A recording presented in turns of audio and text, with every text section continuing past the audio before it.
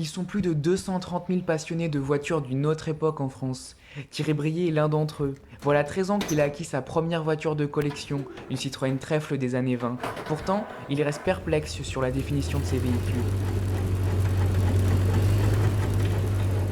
Pour moi qui ai 62 piges, un véhicule qui a 30 ans, il est tout récent. Enfin, je l'ai vu se créer, etc. Une Twingo, vous ne me ferez jamais me passionner pour une Twingo. J'ai un de mes amis qui dit, moi, à partir du moment où c'est un pare-choc plastique, je ne veux pas en entendre parler comme véhicule de collection, parce que ça correspond effectivement à ce que chacun dise. L'État a décrété l'instauration des zones à faible émission dans les agglomérations de plus de 150 000 habitants en 2025. Les voitures diesel et anciennes sont les concernées, mais qu'en est-il pour les voitures de collection?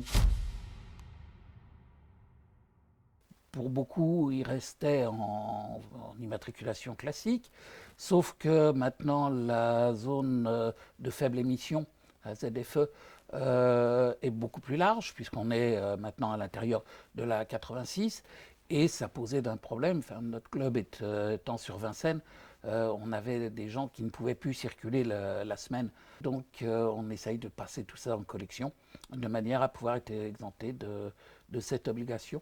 Jusqu'ici, la passion pour les voitures de collection roulait sur la réserve avec le virage écologique, avant d'être remis en piste par une dérogation qui garantit leur avenir en ville. Depuis quelques mois maintenant, les passionnés ont la certitude de pouvoir remettre le pied sur la pédale à chacune de leurs sorties.